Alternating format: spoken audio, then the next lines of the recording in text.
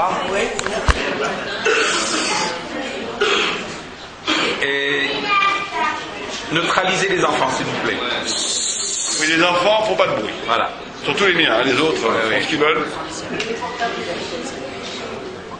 Il est inutile de vous présenter le Rav Raphaël Sadin, grand romancier, puisque vous savez, il ne veut pas qu'on en parle. La voix de Jacob est épuisée, je n'ai jamais été payé pour le livre. Ramsey en fait faillite après avoir publié le livre, tout va bien. Rabbi Raphaël est également un grand romancier, qui apparaît sous le nom de Philippe Sadin, vous engage à lire ses livres. Ah, il révèle le secret. Oui, qu'il ne fallait pas. En tout cas, nous ne sommes pas là ce soir. Asseyez-vous, s'il vous plaît, monsieur JP, vous ferez du ménage après, de Vakasha. Pour mettre... Non, les livres sont vendus à la fin, non pas, sont payés à prix d'amis. Prix d'amis. Bon. Avec un petit achat pour ceux qui veulent. Notre réunion ce soir est surtout d'abord d'accueillir Rabbi Raphaël qu'on avait tellement envie d'accueillir ici. On l'avait accueilli une fois à la mémoire à l'Askar de Rabbi Haïtayeb, si tu te souviens, il nous avait fait une présentation. Et on l'a vu également, on a eu le plaisir de l'entendre à Oshana Rabbah, mais depuis, la vérité, c'est trop épisodique. Alors on voudrait d'abord lui dire qu'ici, il est chez lui, Mehmet Miker Evlev. Il se trouve que Rabbi Raphaël est un descendant de l'auteur, il a une filiation avec Rabbi Yitzhak Tayeb. Yitzhak Tayeb, c'est le Rech Tayeb. Non, Yitzhak Tayeb, c'est son nom. Yitzhak Tayeb. On va expliquer ça. Ce soir, Rabbi Raphaël va nous présenter d'abord sa vie. Je propose de faire ça en français, en tout cas au moins pour la biographie de l'auteur, et surtout ce que nous sommes venus entendre ce soir, et ce qui est bien connu, en tout cas moi, je sais que j'ai été bercé ça dans mon enfance, nous parler du Ayoun Tunsi, de la manière tout à fait percutante et pénétrante qu'avaient les rabbins en Tunisie d'appréhender les soubiotes de Gemara, qui a fait la gloire en fait de ce judaïsme tunisien, encore une fois dans la manière d'appréhender les textes, et c'est ça qu'on voudrait goûter surtout ce soir. Ça sera fait, je suppose, sur la base d'un texte de Gemara, peut-être un peu ardu, je sais pas, mais... Non. Ah, ok. Qu'est-ce qu'on va dire l'idée de l'étude? L'idée de comprendre un petit peu de quelle manière a manœuvré l'auteur, a manœuvré le Rav, pour arriver à écrire le Pirouche. Je dois dire que le travail qu'effectue Rabbi Raphaël est un travail de compilation, de travail extrêmement complexe, et c'est un bonheur, vraiment, Baruch Hashem, qui est un garçon comme ça, qui relève le défi, et qui le fait vraiment d'une main de maître. Alors la parole est à toi, Rabbi Raphaël. Et voilà, on va peut-être... Tu veux qu'on retire ces livres d'ici? Non. Voilà. Bien, alors tout d'abord, je tiens avant tout, on va parler un petit peu effectivement. Ah oui, peut-être que les gens ne voient pas. Voilà, on peut les mettre. On va les enlever.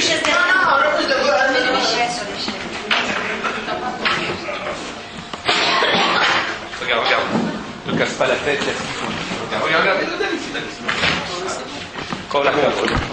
Allez. Voilà. Donc avant tout, je voudrais offrir le livre à Rabbi Belaïch, qui nous accueille. Et oui, on va signer après. Je voudrais remercier Eric Ben de nous accueillir et de donner autant d'honneur à mon ancêtre Rabbi Yitzhak Haïtaïb Lomet. Et je le remercie de tout mon cœur. Je disais, on avait commencé à dire, mais j'ai dit que je le dirais en public. Une fois, j'avais fait un cours sur le Chesed, et j'avais, à partir des textes du Maharal de Prague et d'autres, décelé quelque chose d'assez extraordinaire, qui est que le vrai Chesed, le vrai acte d'amour, c'est la capacité de donner un espace. Un espace. C'est pour ça que quand Dieu demande qu'on fasse le Mishkan, qu'on crée le tabernacle, il dit à tout le monde de donner une trouma. Que le tabernacle ne doit pas être l'œuvre d'un knas ou d'une obligation de donner de l'argent, mais que ça doit venir du cœur. Parce que le vrai acte de don est quelque chose qui a la capacité de créer un espace un espace qui n'est pas moi, et qui permet, en donnant véritablement, je crée un espace qui n'est pas moi et qui permet d'introduire à l'intérieur de cet espace la présence de Dieu, mais aussi la présence de l'autre. Et une des formules qui est assez extraordinaire qu'on peut déceler dans la lecture du Maharal, c'est que, comment est-ce qu'on reconnaît un vrai Baal Chesed d'un faux Baal Chesed? C'est qu'un Baal Chesed, quelqu'un qui est capable d'acte d'amour, quand il fait du Chesed, l'autre se sent revivre. L'autre se sent pas du tout anéanti par le Chesed, mais au contraire, se sent presque honoré d'avoir reçu, et que le Baal Chesed, qui n'est pas les Shem Shamaim, qui n'est pas vraiment bien, il instrumentalise l'autre pour avoir son lamaba, son montre futur, ce que vous voulez pour avoir du srout, et la personne se sent un peu misken, un peu petite de recevoir. Donc là, on reconnaît un Baal Chesed quand il est capable de faire vivre l'autre, et quand il ne l'anéantit pas ni l'instrumentalise pour ses propres désirs spirituels. Or, on peut, là, dire pour Abi Belaïch, Eric Belaïch, il a une façon de faire le chesed, de m'accueillir, où j'ai l'impression de lui rendre service quand je viens. C'est le cas. Donc là, ça va vraiment lui dire, donc là, on doit véritablement être reconnaissant, parce que vraiment, c'est une façon de recevoir, qui est un enseignement pour nous de vrai chesed. Je voudrais aussi remercier ici, Chaim Messika, qui est dans la salle, qui m'a invité il y a combien de temps? Il y a 2 mois, en Tunisie. On a fait un voyage assez extraordinaire avec le Rav Sitruk sur la tombe de... Moi, je n'étais pas été sur la tombe de mon ancêtre depuis des années. J'avais été à plus de 20 ans. Et c'était un voyage magnifique. On a fait quelque chose. On a été voir la bibliothèque de la vieille synagogue. Il y a des livres magnifiques. Énormément de livres. On a essayé de faire un recensement des livres. C'est pas fini. Il en reste d'autres. Et je voudrais remercier Chaim qui non seulement m'a invité, mais qui m'a permis aussi de rencontrer des gens. Non seulement, et que je veux remercier aussi ici, Monsieur Yaakov Douyeb, qui a grandement, par 80%, financé le livre, et donc je veux remercier Chaim qui m'a permis de rencontrer Monsieur Douyeb, et son fils est là, je crois, et Yaakov Douyeb, et donc, où est le fils de Yaakov Douyeb? Eh ben on applaudit Chaim, on applaudit tout le monde, on dit merci, parce que c'est grâce à des gens comme ça, comme Rabbi Belaïch, comme Chaim Messika, et comme Reb Douyeb, qu'on peut, nous, étudier, écrire et pouvoir, il faut bien entendu, le nerf de la guerre c'est toujours l'argent, il faut trouver de l'argent pour publier ce genre de livre. Tout le monde verra que la publication est magnifique, je suis très fier, très heureux. J'ai donné ça à quelqu'un qui est un imprimeur et quelqu'un qui fait le travail de la MIDA, comment on appelle ça en français, la mise en page, il a fait du très bon travail, et donc je voudrais remercier tout le monde. À la fin des petits cours que je vais faire avec Rav Belaïch fera aussi, on procédera à ceux qui désirent acquérir le livre, qu'on vendra ici à un prix préférable d'amis à 40 shekels, on va les vendre dans les librairies un peu plus cher, avec une petite taxe d'achat, ceux qui veulent un petit mot, recevront un mot. Donc, je voudrais juste parler un tout petit peu, je ne veux pas faire aujourd'hui de grandes conférences, c'est pas le moment, mais juste un petit peu de la vie de Rabbi Yitzhak Chai Tayeb. Alors il faut toujours préciser qu'il y a 2 Rabbi Yitzhak Tayeb. Et même dans l'encyclopédie, vous savez que dans l'encyclopédie, ils se sont trompés, il faut que je leur écrive. Dans l'encyclopédie, ils ont mis que le Rabbi Chai Tayeb est l'auteur du Erech HaShulchan, qui est un livre de halakha très important, tunisien, qui est amené dans tous les poskim, Ashkenaz, Farad, le Erech HaShulchan, c'est un des livres comme le Aruch HaShulchan, le Erech HaShulchan. Il y a le Aruch HaShulchan qui est Ashkenaz, qui n'a aucun rapport. Il y a le Erech HaShulchan, qui est Yitzhak Tayeb. On dit, c'est pas sûr que c'était son oncle, ou son Ben Dodim, ou son cousin, mais ce n'est pas grave, et dans l'encyclopédie, ils se sont trompés. Ils ont mis que Rabbi Chai Tayeb Lomet a écrit le Erech HaShulchan, ce qui est une erreur. C'est le Rabbi Yitzhak Tayeb. Or, Rabbi Yitzhak Chai Tayeb s'appelait en réalité Rabbi Yitzhak Chai Tayeb, mais tout le monde l'appelle Rav Chai Tayeb. On va voir Lomet pourquoi plus tard, mais on l'appelle tout le monde Rav Chai Tayeb, justement pour ne pas confondre Rabbi Yitzhak Tayeb et Rav Chai Yitzhak Tayeb, Yitzhak Chai Tayeb, donc tout le monde l'appelle Rav Chai Tayeb. Il y a une anecdote assez extraordinaire avec mes enfants, où quand mon premier fils est né, je l'ai appelé Chai, bien sûr par en mémoire de mon ancêtre. Mon deuxième fils est né, je ne savais pas qu'il s'appelait Yitzhak Tayeb, je ne savais pas. Je savais qu'il s'appelait Chai. Deuxième fils est né, je l'ai appelé David. Troisième fils, moi et ma femme, on discute comment on va l'appeler, on ne tombait pas d'accord. D'habitude, on trouvait le nom très rare, des mois passent, et un jour je lis le livre et je vois, mais il s'appelle Yitzhak aussi, son vrai nom c'est Yitzhak, il s'appelait Yitzhak avant Chai. Et donc je dis, on va bien entendu donner le nom Yitzhak de notre fils. Et devinez, le Yortzai de Rabbi Chai Tayeb, c'est quand? C'est le Yutet Kislev, c'est une marque locale ça aussi, mais c'est le Yutet Kislev traditionnellement qu'on le fait. Et la Brit Mila de mon fils Yitzhak était quand? Yutet Kislev. Donc on voit qu'il y a des choses comme ça, Mina Shamaim, qui ne sont pas au hasard. Donc, tout d'abord, avant même de parler du Limoud et de la vie de Rabbi Chai Tayeb, il faut savoir qu'en Tunisie, malheureusement, ça s'est beaucoup perdu, mais en Tunisie, c'était un lieu où il y avait énormément de Torah, au point où je vais vous dire ce que le Chida disait. Le Chida disait la chose suivante. Il est arrivé en Tunisie, et il disait que quand il est arrivé... 400 lions. Ouais, il est arrivé en Tunisie, il y a eu une histoire en Tunisie avec le Chida, et il disait la chose suivante. Je vais vous lire ce qu'il disait. Ok. Moi, est-ce que c'est ça? c'est à peu près à 170 ans, 180, ça dépend, il a vécu on dit qu'il a vécu 120 ans, je ne sais pas s'il a vécu 120 ans, et on dit, mais la tradition veut qu'il est né et mort le Yutet Kislev, les deux. Comme Moshe Rabbeinu, est-ce que c'est vrai? Ça on ne sait pas, il y a beaucoup aussi de choses qui sont dites. En tous les cas, je ne retrouve pas ici exactement le texte qui dit, mais il dit qu'il arrivait en Tunisie, et qu'il avait en Tunisie au moins 300 immenses Talmidei Chachamim qui étudiaient la Gemara, et ils étudiaient, qui étaient très très forts en Gemara.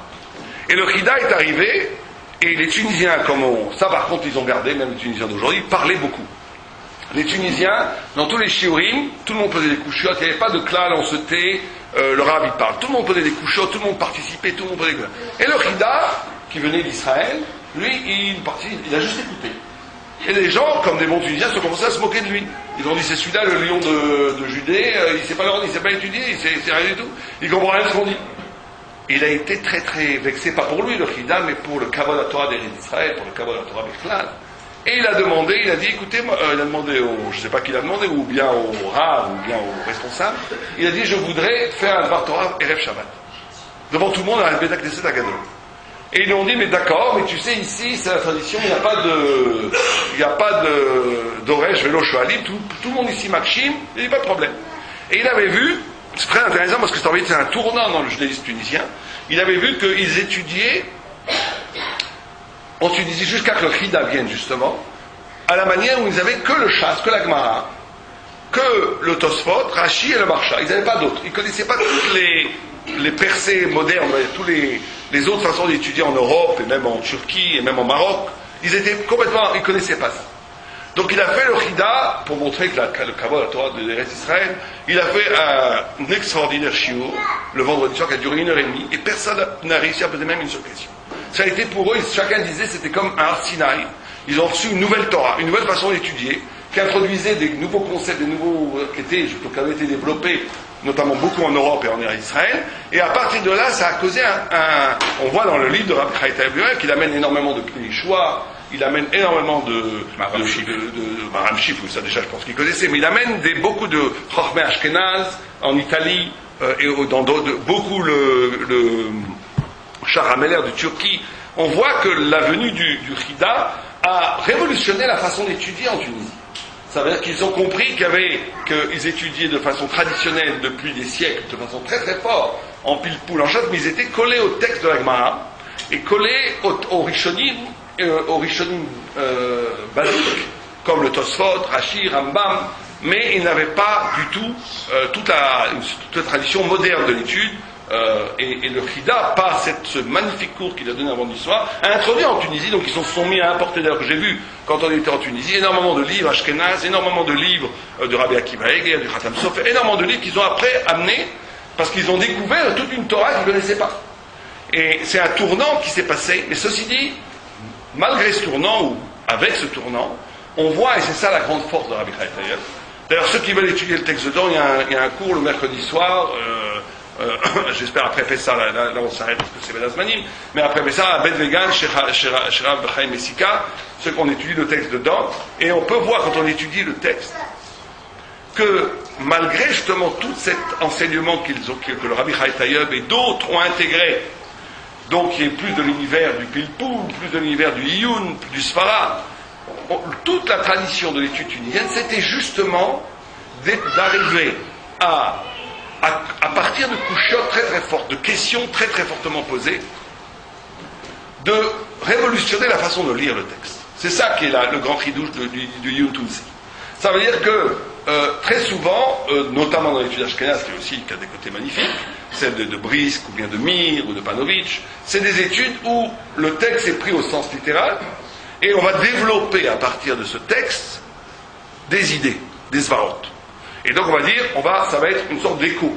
Mais on ne change pas la façon évidente de lire le texte. Le Iyun Tunsi, notamment chez Rabbi Chaim Talmud, moi je ne connais pas tellement les autres, mais je Rabbi Chaim Talmud, c'est quelque chose qui est assez extraordinaire parce qu'à la force des couchottes et des difficultés inhérentes au texte, on va lire le texte de façon radicalement neuve. C'est-à-dire que très souvent, Rabbi Chaim Talmud pose des couchottes sur Tosfot, même Tosfot qui est un Rishon, et la couchette est tellement forte qu'il en arrive à relire le texte de façon tout à fait nouvelle, qui rentre dans les mots, dans le pshat. Mais c'est quelque chose d'absolument nouveau. C'est pas la façon naturelle de lire le texte. C'est une façon nouvelle, une nouvelle articulation de la grammaire du texte qui va ouvrir une perspective de sens et de pshat. C'est là où c'est assez extraordinaire, c'est que le nouveau sens, le chidouche, génère un nouveau pshat. Et ça, c'est propre à enfin, j'ai pas vu ça autre part, c'est propre à l'Iyun Tulsi. Ceci dit, ce que je voulais dire avant de parler de sa vie, c'est qu'on voit aussi dans Rabbi Chai Taïeb quelque chose d'assez extraordinaire, qui est l'amour de l'étude de la Torah. Et là, il faut s'arrêter un peu, parce que vous savez, il le dit en filigrane, bien sûr, mais on le sent quand on l'étudie, que la notion de joie dans la Torah, la notion de joie de l'étude de la Torah, c'est pour ça d'ailleurs que Rabbi Chai Taïeb, il y a aussi des histoires, on va pas raconter toutes les histoires, où il était capable de faire des miracles. Or, quand quelqu'un peut faire des miracles, quand un sage, un érudit peut faire des miracles, même s'il était aussi un grand kabbaliste, il y a des textes aussi de Kabbalah, vous verrez ce que dans Brachot, il y a une allusion kabbalistique, mais sa pouvoir de faire les miracles est lié au fait même de l'étude. Qu'est-ce que ça veut dire? Ça veut dire que vous savez que la notion de joie dans la Torah, c'est toujours une notion, et d'ailleurs c'est pas de la notion de joie, c'est une notion qui est fondamentale au rapport à la Torah elle-même. C'est que d'un côté, vous avez un rapport avec Dieu qui est de l'ordre de l'infini. C'est qu'une des grandes questions du Kuzari, et une des grandes questions de toute la mystique juive de la Kabbalah, c'est comment est-ce qu'il peut y avoir un rapport entre Dieu qui est infini et nous qui sommes finis. Quand on parle de l'infinité de Dieu, c'est pas simplement une infinité comme dans le nombre, dans les chiffres, 1, 2, 3 qui ne s'arrêtent jamais, où les éléments de cette ligne infinie est fini. C'est que l'essence même du tout infini est infini. Donc comment est-ce que le fini peut avoir un rapport avec l'infini? Ça paraît impossible. C'est la grande question du Kuzari. Et le Kuzari répond justement en disant que justement la joie, c'est quand l'homme est capable de goûter un peu de cet infini. Quand on parlait de l'étude de la Torah, de goûter. Et comment ça se passe? On explique comme ça. Qu'en vérité, vous savez que quand il y a un tefar c'est une mesure dans la Gemara, quand il est absolument exact, la Gemara l'appelle comment, quelqu'un sait? Tefar Atsoum. Un triste tefar. Quand il n'a que sa mesure, il est triste. La tristesse, ça ne serait de n'être que ce qu'on est. La tristesse, ça serait qu'une chose n'est que ce qu'elle est. Or, quand un tefar est un tout petit peu plus grand, alors c'est un tefar. C'est pas 2 tefars. C'est pas un tefar et demi, c'est même pas un tefar et un dixième. C'est un tefar qui est un peu plus large qu'un tefar. Mais c'est imperceptible. C'est pas mesurable, mais il est plus large. La Gemara l'appelle le tefar sameach. Le mesure sameach, la joie. La joie, ça serait donc d'être soi-même, mais dans une dimension qui dépasse beaucoup de soi-même.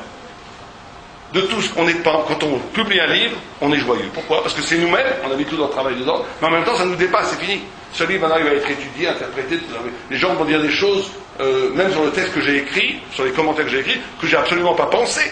Mais je les ai quelque part, c'est moi. Donc c'est être en même temps soi et pas soi. Ça veut dire quoi? Ça veut dire que c'est ça la notion même d'étude de la Torah. C'est ça la relation même qu'on a avec Dieu, et c'est ça la même notion même de la joie de l'étude de la Torah. Et c'est ça la source même du pouvoir de faire des miracles. Qui est justement que si quelqu'un n'est qu'avec lui-même, il ne peut jamais être joyeux. Il est limité, puisque la mort de la joie, c'est la notion de limite. De savoir qu'une chose est finie bientôt. Toute personne un peu intelligente sait qu'il est mortel, sait que les choses sont limitées, donc ça tue la joie. Si quelqu'un ne s'occupe que de grandes choses transcendantes, un peu comme les goïms, même s'ils sont spirituels, mais en vérité ça ne les concerne pas. Ça ne les concerne pas, puisque ça n'a rien à voir avec ma vie à moi. C'est de la spiritualité, au mieux de la spiritualité, au pire de la Vodazara, mais au mieux de la spiritualité ou de la métaphysique, il fallait savoir. Mais ça ne me concerne pas, donc ça ne peut pas me rendre joyeux. L'infini, l'extraordinaire de la Torah, c'est que quand on étudie la Torah, et quand on dit un chidouche dans la Torah, ou quand on pratique une mitzvah, c'est moi qui étudie, c'est mon chidouche, c'est ma subjectivité qui dit l'idée, comme on voit, après Taïeb dit des idées, c'est ses idées à lui. Mais ces idées à lui sont le reflet d'un des pshats dans le passouk qui était logé là de toute éternité. Donc je tisse l'essence et l'intrigue de ma vie avec l'éternité elle-même. Et donc je deviens moi-même éternel. Là, il n'y a pas plus grande joie que ça. C'est ça la joie. La joie, c'est cette capacité de jonction entre ma singularité, ma joie singulière, ma capacité singulière, le fait que je suis moi. Et c'est pareil pour toute mitzvah, au point où la Gemara dit que chaque mitzvah correspond à un membre du corps. La mitzvah est en même temps un moyen de développer une partie du corps, mais en même temps, ce corps-là n'est plus limité à lui-même, il est lié à l'infinie volonté de Dieu. Et donc les deux sont en même temps, c'est ça qui amène une joie extraordinaire.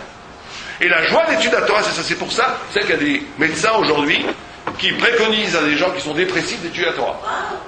Oui, dès qu'on parle des médecins, ça va plus. Attends, ils vont sauter les médecins, je sais pas.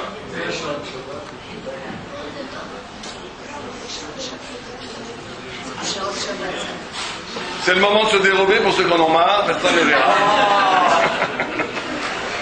C'est le moment pour les autres arrivent. Ah, voilà, c'est revenu.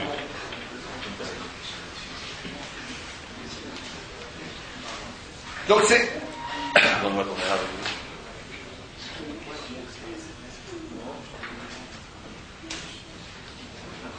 Et donc c'est ce double mouvement-là qui est fondamental. Voilà, je voudrais juste un petit peu insister sur ça, parce que c'est l'essence même peut-être du rapport qu'on a avec la Torah et avec Dieu. Vous savez qu'il y a des écoles, que je ne voudrais pas nommer, mais des gens qui ont posé ce problème-là de façon tellement radicale. Bon, on va le nommer Lebovitch par exemple, qui s'est complètement trompé. Parce que lui, il a dit justement, Dieu est tellement infini que lui, c'était le Yéké, l'anti-tunisien, le Yéké absolu. Je prie, mais ça n'a aucun poids. Je prie parce qu'il faut prier. Yéké absolu, c'est-à-dire que je n'ai pas de rapport avec Dieu. Parce que lui, c'était quoi son souci? C'est-à-dire, il ne faut pas tomber dans du panthéisme, il ne faut pas tomber dans une familiarité avec Dieu, ou de projeter ton désir dans le désir de Dieu, etc., etc. Ne pas avoir de rapport familier avec l'éternel, avec l'éternel. Parce que ça voudrait dire une réduction à toi-même de l'infini divin. D'un autre côté, il y a ceux, notamment certains mouvements chassidiques, où il y a une sorte c'est le contraire. Ou que Dieu devient ton copain. Les deux mouvements ne sont pas un mouvement thoraïque. Le mouvement thoraïque, c'est de pouvoir soutenir les deux en même temps. Ça veut dire de soutenir que Dieu est infiniment inatteignable, et en même temps, il est celui qui est le plus proche de moi. Au point où Rav Simcha Zissel dit que la pitié et l'amour que j'ai par rapport à moi-même est infiniment plus petit que l'amour et la pitié que Dieu a par rapport à moi-même. Donc il y a une intimité incroyable entre moi et Dieu. Mais en même temps, cette intimité n'est pas traduite par une familiarité. Elle garde, les deux propositions sont vraies. Et ça, on le voit. Je vois, par exemple, Rabbi Chaim Lomet, très souvent, il exprime sa joie de l'étude. Et très souvent, il a, par exemple, le Pnei Yeshua, qui est un immense Chacham Ashkenaz, il lui pose des couchiottes fantastiques, il va contre lui, il démolit complètement une de ses propositions. Mais une fois, juste à côté, il dit, voilà, j'ai posé une question et j'ai trouvé cette réponse. Et le Pnei Yeshua a trouvé cette réponse. Et j'étais tellement heureux que j'ai fait une fête. Donc on voit qu'en même temps, cette violence dans l'étude que les Tunisiens de cette époque avaient, cette façon de poser des couchiottes, de ne pas avoir de Rahmanout dans l'étude, au nom de la vérité, ne contredisait absolument pas un immense respect. C'est-à-dire que ce double rapport qu'on avait avec Dieu, d'un moment, un respect infini, c'est-à-dire qu'une distance infinie, et en même temps une proximité infinie, elle se traduisait aussi en rapport aux autres. C'est-à-dire pas de concession dans l'étude, dans la vérité, dans le rapport de vérité, où ça pouvait aller très très loin dans les couchiottes, mais d'un autre côté, un amour infini entre les gens, un amour absolu, un amour de la vérité qui les unissait. Ça, c'est le concept fondamental que je trouve, moi, dans l'étude de Rabbi Chaim. Maintenant, comment ne pas continuer avec des histoires j'en raconterai deux histoires. Il y a une histoire, bon, je pense que beaucoup de gens la connaissent, mais elle est tellement extraordinaire qu'on va la raconter. Vous savez que Rabbi Chaim, certains disent à la fin de sa vie, on ne sait pas pourquoi. Certains disent parce que sa femme a brûlé ses livres. On raconte sa femme ou sa mère. Il y a deux guerres, mais non, il y a les deux. Certains disent sa mère, certains disent sa femme. C'est peut-être les deux qui ont fait ça, on ne sait pas. Mais... Il n'était pas marié. Ah non, il était marié, il avait même... Si. Il était rabbin, il était marié. Le Rabbi Chaim n'était pas marié. Alors, on va vous prouver qu'il est... Celui qui avait la tente... Attendez, oui, j'entends ce que vous dites. Alors, on va vous prouver qu'il était marié, vous savez comment? Une preuve implacable, vous savez c'est quoi? Parce que lui-même écrit, dans son livre, qu'un de ses fils a posé une couchette et son fils s'appelait Raphaël. Donc il ne peut pas avoir un fils sans ne pas être marié. C'est écrit dans le livre que j'espère que vous allez prendre. Il a écrit dans le livre, mon fils Raphaël m'a posé cette couchette. Donc Rabbi Chaim, il y a effectivement certains qui disent, c'est une erreur. Rabbi Chaim était marié, il avait un fils qui s'appelait Raphaël, c'est écrit dans le texte lui-même, que lui-même a écrit. Donc, certains disent que c'est sa femme, disent que c'est sa mère. On brûlait ses livres, il s'est mis à boire de la boucha. J'ai entendu ça des gens qui ont dit qu'il était marié, mais c'est une erreur. Dans le livre lui-même, il écrit mon fils m'a posé cette question. Mon fils Raphaël m'a posé cette question. Donc il ne peut pas écrire que son fils a posé une question s'il n'était pas marié. Et donc sa mère ou sa femme a brûlé ses livres. Et c'est à peu près il y a 180 ans. C'était à peu près il y a 180 ans. Et donc, certains disent c'est pour ça qu'il s'est mis à boire de la boucha, beaucoup de boucha. Bon, certains ont une interprétation plus mystique où il disait que grâce à la boucha, il arrivait à des chidushé Torah. Grâce à la boucha, il arrivait à des hauteurs de pensée, à trouver des chidushim, peut-être. Mais ça, on ne sait pas. Mais un jour, il buvait même Shabbat dans les cafés arabes. Il allait dans les cafés arabes. Et il demandait au Mohamed, sers-moi un petit verre de boucha, 2 verres de boucha, 3 verres de boucha, 4 verres de boucha. Et le grand rabbin de Tunisie, je ne sais plus que c'était le rabbin, je crois que c'était je ne sais plus comment il s'appelait, ce rabbin à l'époque. Celui qui l'a. C'est pas son frère, c'est son bendon. C'est son neveu, d'après. Non, mais c'est pas lui qui a interdit. Il lui a interdit. Oui, Yeshua Bessis, je crois. Enfin, un des rabbins, ils lui ont interdit. Ils avaient une certaine force légale, les rabbins en Tunisie à l'époque. Hein. Et il a dit aux Arabes, je vous interdis formellement de vendre, en tout ce qui concernait les Juifs, en tout cas ils avaient une certaine autorité, et il a dit aux Arabes, je vous interdis absolument de vendre quoi que de la boucha pendant Shabbat à Rabbi Haïtaïev, c'est honteux. En public, il boit comme ça Shabbat. Et donc on lui a dit, tu n'auras pas, excuse-moi, quand il est venu boire comme tous les Shabbats, quand c'est 2 ou 3 verres de boucha, le Mohamed lui a dit, excuse-moi, on peut pas. Il a tout de suite compris, j'ai compris, c'est le grand rabbin qui t'a interdit. Il a été à la grande synagogue où le grand rabbin faisait un cours traditionnel, tous les semaines, un grand cours de Torah. Et tout d'un coup, le rabbin qui devait faire le cours de Torah a oublié toute sa Torah. Tout oublié. Cette histoire est racontée avec Rabbi Yitzhak. Rabbi Yitzhak. Bon. Il a fait taire son neveu qui était en train de... Alors d'accord, c'est Yitzhak. C'était des commerçants maltais, c'était pas les Arabes. Oui. Alors c'est des Maltais. Ah d'accord, les Maltais. L'homme chané. Pas de problème. Mais il était Moi quand j'étais même... en Tunisie, j'ai vu qu'ils vendaient. Mais il était quand même marié. Très bien. Quand même marié. Et d'accord, très bien. Et donc il est arrivé et il n'arrivait plus à dire le Dvar Torah. Il avait tout oublié de sa Torah. Il m'a dit, en rigolant, il dit, si tu m'as fermé le robinet de la boucha, moi je te ferme le robinet de la Torah. Et donc après, on voyait la puissance. Donc cette possibilité de faire des choses comme ça, des miracles, c'est pas juste mystique. C'est pas juste mystique. C'est par le fait même de faire corps avec la Torah. Quand quelqu'un sait que Am Israël, quand il a reçu la Torah, il est devenu éternel. Ce n'est qu'après la faute du veau d'or que la mort a été reconduite dans Am Israël. Mais quand on a reçu la Torah, Am Israël est devenu éternel. Pourquoi est-ce que Am Israël est devenu éternel quand il a reçu la Torah? C'est pas non plus un décret mystique. C'est que quand il avait reçu la Torah au niveau de Kabbalat Torah de Har Sinaï, la Torah était devenue une partie, comme on l'a dit tout à l'heure, la joie de même. Alors c'est pour ça qu'il a écrit la Torah, Al Tikra Harut ala Luchot, et la Herut ala Luchot. La liberté c'est quoi? La liberté c'est d'être soi-même. On est vraiment libre quand on comprend que les mitzvot et la Torah n'est pas une injonction extérieure à nous, mais qu'elle est un chelek. Elle est en même temps effectivement une parole divine, absolument transcendante, mais elle est aussi un chelek de la plus grande intimité. Et quand ils ont reçu la Torah, ils ont tellement fait corps avec la Torah, avant d'avoir fait la faute du veau d'or, que d'avoir fait corps avec la Torah, c'était tellement à un haut niveau qu'ils sont devenus eux-mêmes comme la parole du Dieu vivant, et la parole du Dieu vivant, elle est éternelle. Donc le peuple juif est devenu éternel à ce moment-là. C'est qu'après la faute du veau d'or qu'ils sont morts. Quand quelqu'un fait corps avec la Torah, véritablement, c'est-à-dire avec les midot, parce qu'on ne peut pas faire corps à la Torah sans anava, sans extrême humilité. L'humilité de Rabbi Haïtaïev était énorme. Vous savez qu'il était habillé de façon... il n'avait aucun kavod extérieur social. Il avait un kavod à la Torah, mais aucun kavod social. Et donc, comme il faisait corps avec la Torah, celui qui fait véritablement corps à la Torah, et ça demande une humilité extraordinaire, il est capable de faire des miracles. Il est capable de faire des miracles aussi simplement que ça. Moi, je l'ai vu, moi, chez les grands sadikim, parce qu'ils sont capables de faire des miracles, parce que, justement, ils ne sont plus du tout dans une problématique d'ego, mon petit moi. Ils deviennent un relais de la Torah vivante. Et la Torah vivante, c'est la volonté de Dieu, donc ils sont capables d'imposer la volonté à l'être. C'est ça, être juif. Être juif, c'est de faire plier la matière devant la forme absolue, devant la spiritualité. Pour ça, Moshe Rabbeinu, quand il arrive devant la mer morte, la mer rouge, la mer, l'eau étant le paradigme, l'archétype, si vous voulez, de la matière absolue, elle s'ouvre.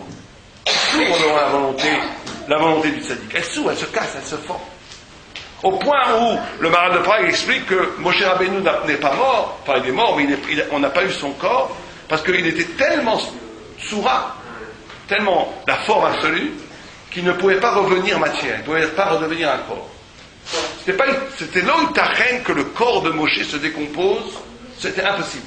Il était arrivé à un niveau de spiritualité tellement élevé, de doucha tellement élevé, que c'était impossible que son corps redevienne chomer, matière.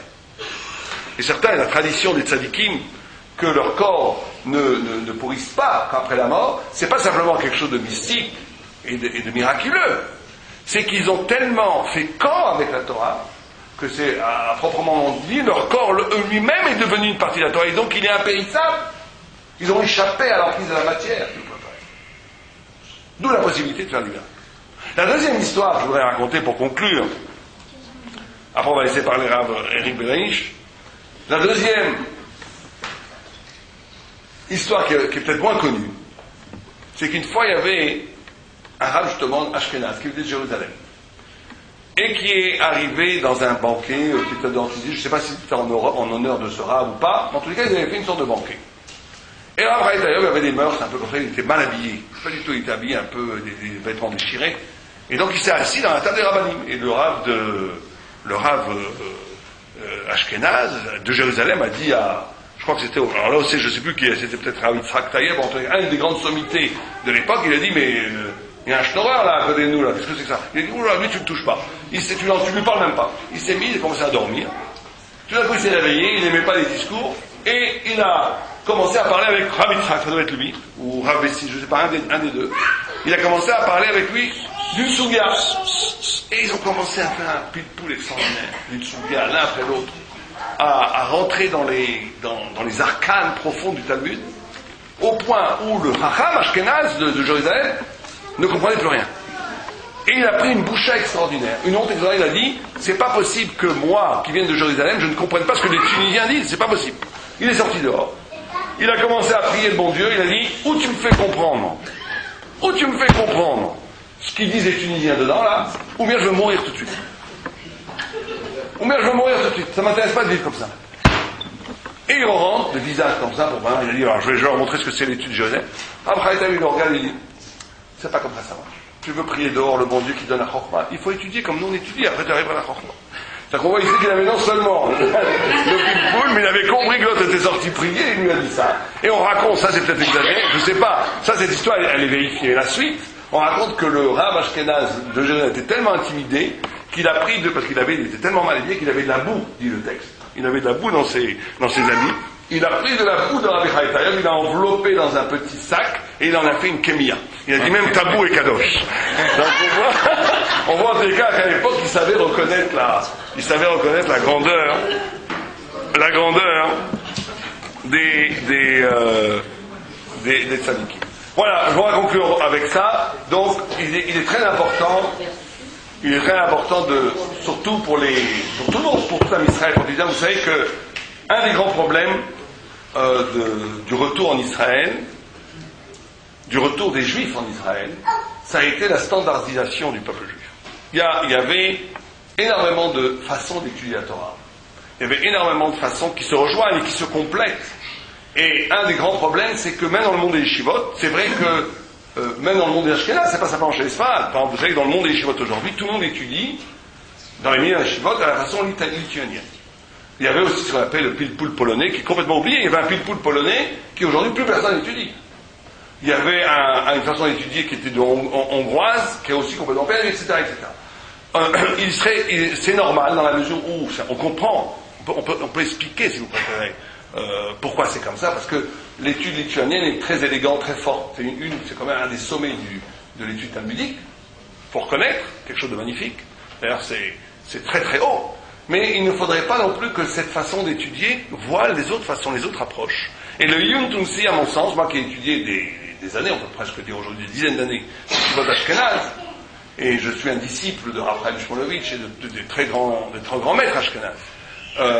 Et donc, quand j'étudie Raphaël, je ne trouve pas que le Chelef Ritim soit inférieur à l'étude de lituanienne. Il y a quelque chose d'aussi puissant, très différent, moins communicable, moins pédagogiquement facilement communicable, c'est vrai. C'est ardu, c'est une étude ardue, difficile, très souvent énigmatique, très souvent après on n'y pas, on ne sait pas ce qu'il veut exactement, il faut beaucoup d'études pour comprendre ce qu'il veut.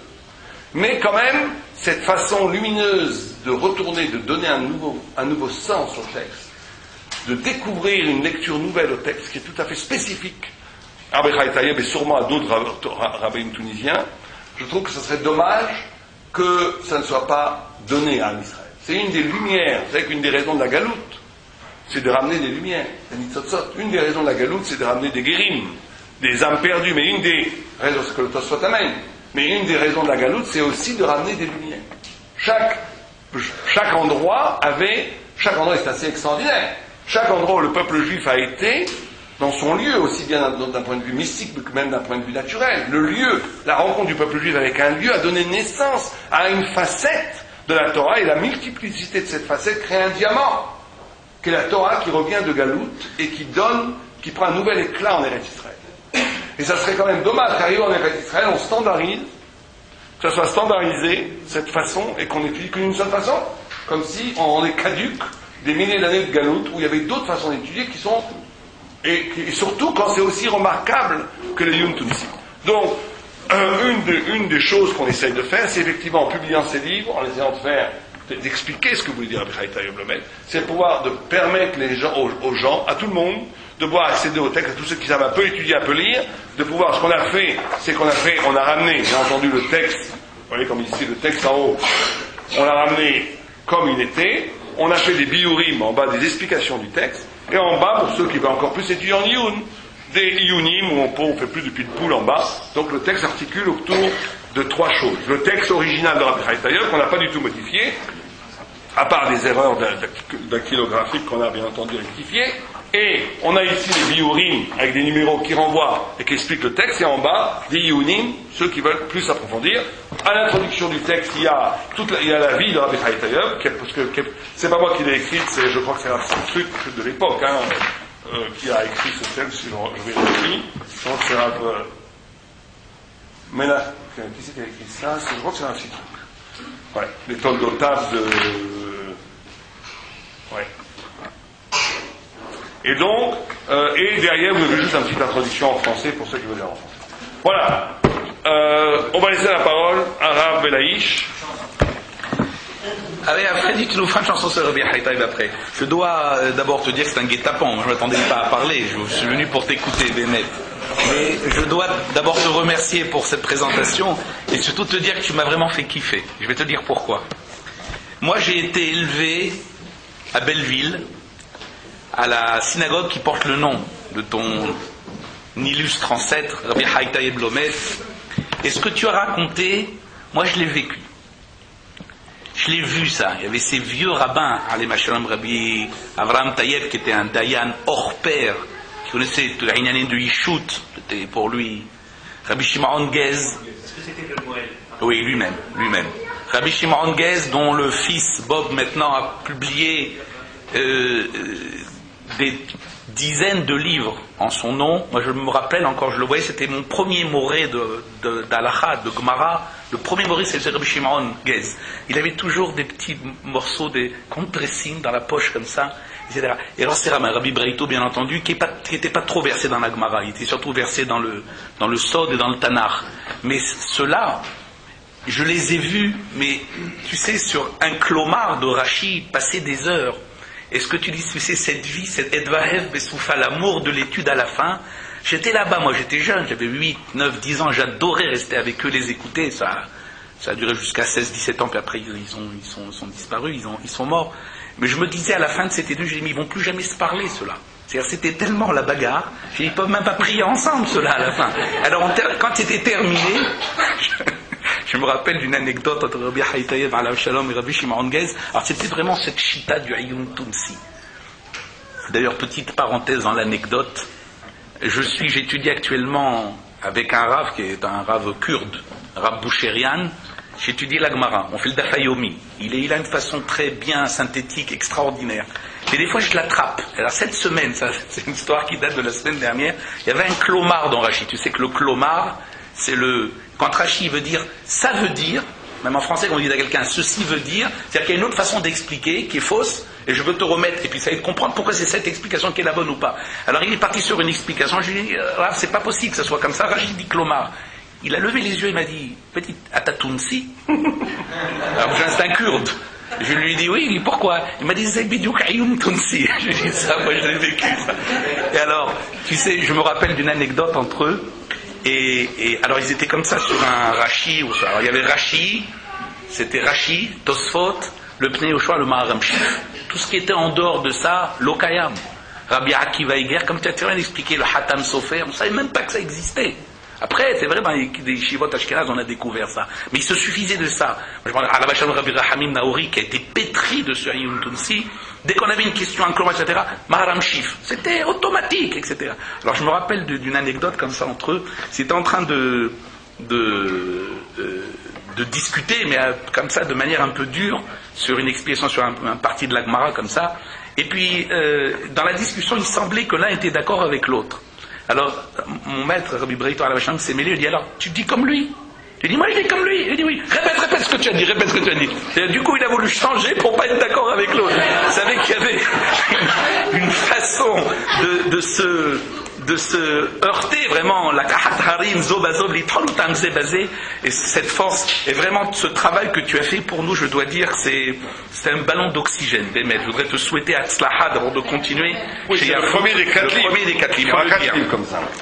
C'est des Moed et Brachot, il y en a le prochain, c'est Nashim. Nashim, alors. Chez Yafutsu Marienotecha Hutsa, et qu'on va, Bélineder, ce qu'on vous souhaiterait, c'est peut-être t'inviter à venir nous expliquer Helef Hittim, prendre des sougiotes de Gemara avec toi, une fois par mois, une fois en fonction de ton programme, de venir étudier puis de goûter à cette chose. Moi je l'ai goûté mais trop peu.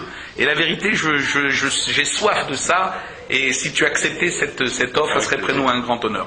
Alors je m'attendais pas du tout à parler ce soir, mais je voudrais pas faire toi un petit Vartora sur la paracha ou quelque chose pour. Moi je peux dire quelque chose, mais je voulais surtout t'entendre. Mais moi ici on m'entend pas. Moi j'ai dit ce que j'avais à dire sur la fin. Avec ta permission vraiment, un truc puisqu'on est dans la paracha du Hegel. Ah, pourquoi l'Omet? Ah là, pourquoi l'Omet? Ah oui, l'Omet c'est très connu. Pourquoi l'Omet? Oui. C'est quand Rabbi Chaim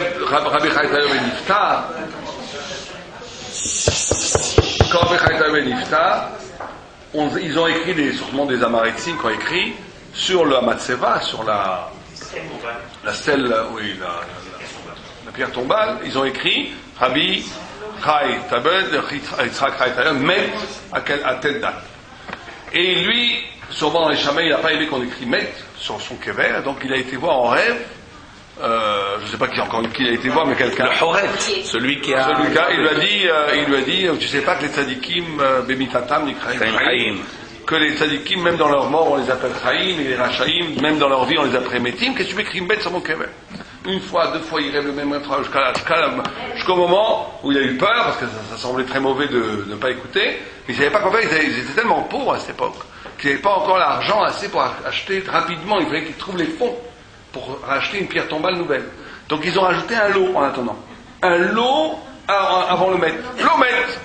Et donc, une fois qu'ils ont trouvé l'argent et qu'ils ont fait une nouvelle matzeva, ils ont dit, mais tout le monde déjà appelé, c'est devenu un surnom, Rabbi Chai Tayob, l'omet. Donc c'est le seul rab dans le monde qu'on appelle comme ça. Une fois, certains m'a dit, comment tu l'appelles l'omet? Il a écrit Zatzal. Qu'est-ce que c'est que cette histoire? J'avais dit, l'omet Zatzal, Zichrono les Bracha, qu'est-ce que c'est que ça?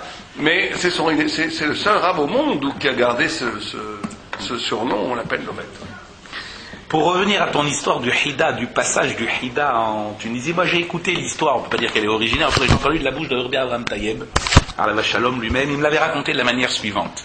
Il dit, Rabbi, vous savez que le Hida vivait à Hebron, enfin il vivait en Eretz Israël, et il voyageait beaucoup. Il venait de Livourne, comme chacun sait, etc. Il ramassait de l'argent comme font aujourd'hui les rabbanim pour ramasser de l'argent pour les yeshivot, etc. Et il a atterri en Tunisie, où là il y avait effectivement un judaïsme florissant, etc. Et comme il se doit, une personne qui venait pour réclamer de l'argent, etc., devait montrer un petit peu ses muscles, venir faire un Dvar Torah, etc. Et l'histoire m'a été racontée comme ça. Il avait fait un Dvar Torah devant tous ces Rabbi Yoshua Absis, Alav Shalom, Rabbi Haïtaïb, etc. Et la vérité, ils l'ont... Rabbi Haïtaïb était très jeune à l'époque. Il avait un enfant de 12 ans très picard. Certains disent que c'était lui. Nachon. Ouais. Il y avait Rabbi Yitzhak Taïeb qui était plus vieux que Rabbi. Qui était plus vieux que lui. Alors, il a fait son Dvar Torah et la vérité, ils n'ont pas trouvé ça du tout percutant. Pour la petite histoire, à cette époque-là, le Hida avait perdu sa femme. Et il leur a pas dit. Parce que, le Hida était un livournais, c'était un gurni, quoi. C'était un homme de grande classe. Et il a dit, ces Tunisiens, là, ils mangent avec les mains. Il a évité de leur dire qu'il était, il marche par terre. Il avait évité de leur dire qu'il était allemand, il ne voulait pas qu'il lui fourgue une Tunisienne, il leur a pas dit. Et en tout cas, il a été rabroué par ces rabbins qui lui ont dit, écoute, retourne étudier à la yeshiva, et tu reviendras après une fois que tu seras avec un petit peu plus de bagages. Et en rentrant, il leur a dit, j'ai trouvé là-bas Arba Meot Arayot. Comme ça, il dit, alors toi tu as dit Shloshmot, je sais pas. Je me rappelle, c'est une histoire qu'on m'avait racontée, j'étais tout gosse. Il lui a dit, oui, il se peut que c'est ma mémoire qui me fasse défaut. En tout cas, il a dit, j'ai trouvé là-bas 400 lions, vous m'avez envoyé dans la Begova Arayot, dans le truc des lions, la fosse aux lions. Et il est retourné après, et là, il a montré Bémet, et ça, ce que tu as dit, comment il est arrivé après influencer en introduisant d'autres choses. Bon. Et je voudrais que tu nous dises un petit Dvar Torah sur la paracha, Raphaël. Moi, on m'écoute ici, on n'a pas souvent l'occasion de t'écouter. Ouais, un petit Dvar Torah, juste pour la paracha. Il y a une chose très étonnante dans la paracha, c'est que avant la faute du Vaudor, Dieu avait dit qu'il enverrait un malach pour accompagner un Israël. Et là, Moshe n'a rien dit. Après la faute du Vaudor, Dieu lui dit qu'il envoie un malach, et là, Moïse, il répond, si tu envoies un malach, on ne peut pas monter en Israël. On veut que ce soit toi qui nous accompagneras en Israël. Et le Ramban pose la couche, il dit, Yotse Misé, Chote Miska, parce qu'ils ont péché, du fait qu'ils ont péché, et que Moshe a dit à ce moment-là, non, je veux absolument que toi, tu nous accompagnes, qu'on ne soit pas par l'intermédiaire d'un malach, d'un ange. Qu'est-ce que c'est que cette histoire? Plus que ça. On voit qu'après la faute du Vaudor, on dit, la Gemara dit qu'ils sont médinés, que Am Israël a été excommunié du Rav et du Talmud. Même Moshe Rabbeinu, il a mis sa tente en dehors, à 2000, loin du Mahané. Il s'est exilé, il a dit, je ne veux pas être avec les Juifs, je ne veux pas être avec Am Israël, ce peuple de pécheurs. Et la Shrina s'est exilée. Et donc on voit qu'il y avait vraiment du digne. Or à ce moment-là, pendant ce dîne-là, Dieu, il lui dit, non seulement qu'il va accompagner la crêpe, qu'il va monter lui-même en Israël comme Israël, c'est là où il lui révèle tout le Midat HaRachamim, toute les Yud Gimel Midot, c'est là qu'il révèle la prière de Hachem, que compris donc, après le Tachanun, etc. Une sorte de retournement, c'est quelque chose qui n'est pas logique. Alors les commentateurs, ils expliquent comme ça, ils disent que parce que, justement, si on veut, comme ça on explique, j'ai vu un texte qui dit, si on veut tester quelqu'un, on veut marier par exemple, on veut que quelqu'un, un jeune homme épouse notre fille. Alors on fait attention, on demande, tout le monde dit il est merveilleux, on dit, tout le monde dit que tout le monde est merveilleux, on va vérifier nous-mêmes. Donc on envoie quelqu'un, on dit il fait beaucoup d'artin satorim. On envoie quelqu'un, on voit effectivement il accueille, il dit oui mais ça ne veut rien dire parce que le gars a l'air mechoubad. Donc je vais envoyer quelqu'un qui a l'air schnorreur pour voir comment il accueille. Il l'envoie et là aussi il accueille très bien. Il dit oui mais ça aussi, bon, c'est vrai qu'on voit qu'il a de bonnes midotes. Et je vais envoyer quelqu'un qui va l'embêter. Vous savez qu'il y avait une fois Satan lui-même qui a été voir un rave dans la Gemara et pour l'éprouver. Et il est arrivé, il a dit donne-moi à manger. Le rave bien sûr rentre. Il s'est assis, il a commencé à cracher poum dans la soupe. C'était affreux. Il a commencé à se conduire de façon éhontée. Alors le rave, il a dit, mais tiens-toi bien. Et le Satan a simulé une crise cardiaque, poum, qu'il était mort. Et le rave avait dit, comment j'ai pu parler dans ça, poum. Et après, il a échoué le Satan. Bon, c'est vrai qu'on éprouve quelqu'un. Vous savez qu'on voit quelqu'un véritablement dans des toutes petites choses. Et surtout dans toutes petites choses où il n'y a pas d'enjeu social. Quelqu'un, ou même d'enjeu même spirituel. Quelqu'un, il peut étudier la Gemara toute la journée, prier très bien, faire tout ce que vous voulez. Mais ça rentre dans une grande économie de la spiritualité. Mais on est assis dans un bus, une vieille femme soleil, il faut se lever, il faut lui donner la place. Continuer à étudier, tout en étude, ça ne vaut plus rien. Des petites choses. Et très souvent, la Gemara, quand Rabbi Shmuel Levi, il est niftar, il a dit, quand vous savez qu'il est monté au paradis, il est revenu sur terre. Il dit, qu'est-ce que tu as vu là-bas? Il dit, ah, Olam Harfouk, j'ai vu un monde à l'envers. Les petites choses ici sont les très grandes choses là-haut. Et les grandes choses ici sont les petites choses là-haut. Aussi la position des gens sociaux, ceux qui sont rachoum ici sont pas rachoum là-haut. Ceux qui n'ont pas l'air rachoum ici sont rachoum là-haut. Et ce qu'il a vu en vérité, c'est que Dieu, il n'est pas impressionné par... Il voit dans des toutes petites choses, comment on se conduit. Là où il y a un véritable désintéressement. Là où on est capable, par exemple, quelqu'un fait du reste de la journée, mais sa femme elle est crevée, il a mis l'idée de l'aider. Toute la journée, il est prêt à faire des choses pour les autres, parce que quand il fait les choses pour les autres, à ce moment-là, il sent qu'il est sadique. Mais quand sa femme elle est crevée et qu'il n'a pas l'idée de l'aider, ça veut dire que là, il s'en fiche, parce qu'il n'y a pas de reflet social, personne ne voit qu'il est sadique. Et donc en vérité, c'est là, quand quelqu'un est capable d'aider sa femme quand elle est fatiguée, quand quelqu'un est capable d'aider un enfant, d'aider des petits gens où il n'y a pas de reconnaissance immédiate, où il n'y a pas de reflet positif à son acte. Là, il y a un vrai Eved Hashem, un vrai désintéressement. Et donc, c'est pareil, le Kebiechol, ce que disent les commentateurs, que paradoxalement, effectivement, c'est qu'après que Am Israël a péché, qu'on a pu Kebiechol comprendre la bonté de Dieu. En d'autres termes, tant qu'Am Israël faisait tout bien, effectivement, t'envoies un malheur, c'est pas grave. Pourquoi pas? Mais comme une fois qu'Am Israël a péché, a fait cette extraordinaire faute du mot d'ordre, alors d'envoyer un malheur, c'est le signe d'une rupture, et la Moshe ne veut pas de ça. Il dit au contraire, révèle au monde, révèle à Am Israël l'immense grandeur de ton chesed. L'immense grandeur de ton chesed. Justement parce que Am Israël est tombé, tu peux par là révéler l'immense grandeur de ton chesed.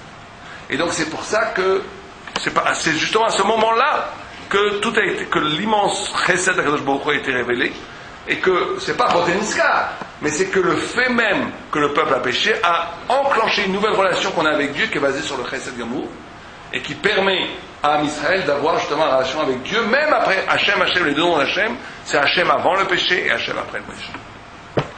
Voilà, c'est tout de suite sur le paracha. Je propose que qu'on fasse... En tout cas, on est preneur de l'ensemble. Oui, alors les gens qui veulent, Michael Khalfon est là, on peut l'acheter le livre chez lui, et moi je signe, si vous voulez, des petits... Est-ce qu'il y a des questions? Oui, j'avais une question, c'est les courants de l'Égypte des Shonat, les courants de l'Égypte séfarade.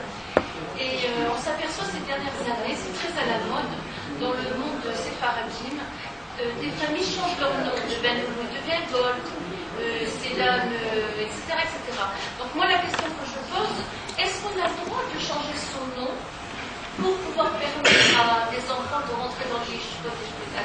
Est-ce qu'on ne perd pas, quand un Selam devient Gold, est-ce qu'il ne perd pas le soutavot de toute la tribu Selam qui est arrivée jusqu'à présent, et après il permet ça en Gold? Est-ce qu'il n'y a pas une perte des souliers des ancêtres?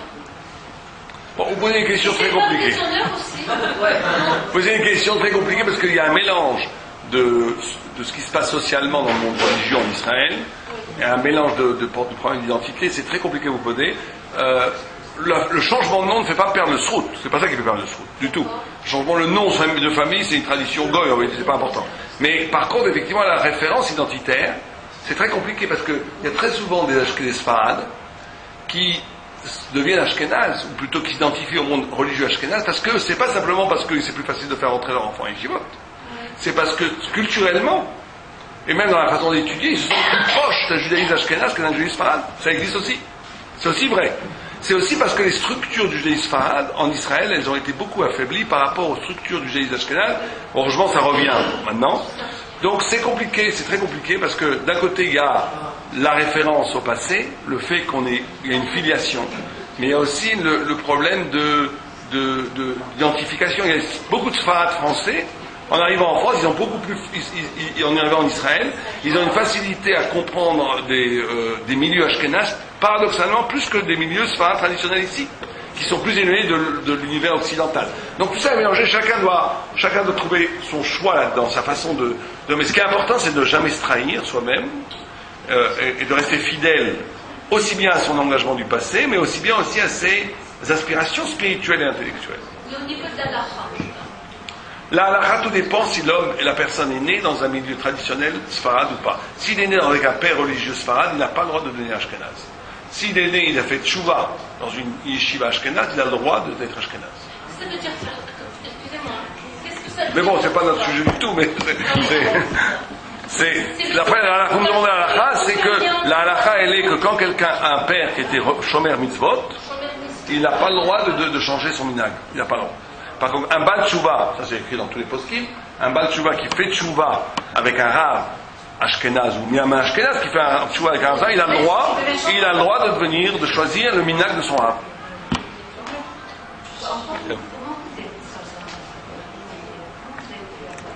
C'est la mère de mon père qui était une taïeb. Et donc on avait. Non, on a même des textes ktab de Yad de lui. D'ailleurs, une de mes tantes, quand des gens étaient malades, on avait des ktab de pilpoul de Rabbi Chaim de Gemara. Quand les gens étaient malades, elle coupait des textes et elle leur donnait aux gens. Et en plus, le pire, c'est que ça marchait. Alors, c'était pas du tout des textes mystiques, c'était des textes de Gemara. Et quand les gens étaient malades, elle leur donnait comme ça. Et moi, j'essaie de récupérer ces textes. J'ai une tante à moi qui ne veut pas me les donner parce qu'elle dit que ça la protège, ça lui fait la vie longue. Bon, on verra. Elle ne veut même pas que les photographies, mais c'est comme ça. On va essayer de les prendre. C'est d'autres textes qui sont absolument des inédits. Voilà, Non, le texte de Rav Krib existe. Le livre Rav Krib, c'est Rav Citruc, je crois, à l'époque, qui a compilé, à Biton et Rav Citruc, avait compilé tous les écrits après sa mort. Il n'a jamais publié. Ah non, on avait Halef Hitti, moi j'avais. Oui, bien sûr. On était à Julien Lacroix, on l'avait Halef Hitti. Il était à la mort de Rav Krib, moi je l'ai connu ce livre. C'est un million. Oui. Non, il y a le Rav Krib, il existe depuis 150 ans, le livre. Mais il y a d'autres textes qu'il a écrits. Rav Krib, c'est qu'un petit pourcentage de choses qu'il a écrites, qui ont été perdues malheureusement et qui restent. Moi j'ai certains ktaviat de lui, notamment kabbalistiques, qui sont chez moi à la maison. Qui ont aussi, on pourra raconter cette histoire pour finir. Une fois quand j'étais à l'Yeshiva, j'étais très jeune, j'avais ce petit texte là, et toute ma chambre a brûlé. Tout a brûlé. Tout était noir. Mamache, tout était noir. Ça c'est vraiment, je peux témoigner d'une sorte de miracle, en tout cas d'un hasard heureux. Mais tous ceux qui croient un petit peu à la Shgacha, ils voient un miracle. Tout était noir, tous les murs étaient noirs, pas simplement les choses. Tout était brûlé, j'avais plus rien, j'avais plus le costume que je portais. C'était un Mossé Shabbat. Et il restait un petit carré blanc dans la chambre, comme ça, pas plus grand que ça, avec le texte de Rabbi Chaim, le même que j'ai encore chez moi d'ailleurs, qui n'a pas été brûlé. Là aussi on voit un petit espace de peut-être maximum, pour ne pas avoir l'exagération, maximum 30 cm carrés, pas plus. Qui n'a pas été brûlé, c'était là où il était. Tout le reste était absolument cramoisi. Il n'a pas eu la même chance avec sa mère. Hazak Ubalo Richako Shawato Mebola, les personnes qui veulent acquérir le livre Evakasha avec des dédicaces. Moi je veux faire des clipas, on peut l'acheter à Michael. Elle met un petit mot rappel. Chabot. Non, voilà, 47 tout seul quand on est allé là sur la tombe, le jeu de la Youla. Ce que j'ai pas compris, tu sais, quand on est allé sur la tombe, les gens versaient des litres au fond. Oui, c'est ce minag bizarre. Ils versent le. Parce que c'était on n'a pas dit quand tu vas sur une tombe, tu prends la Moi je t'ai un peu énervé. Oui. Enfin, je n'ai pas été.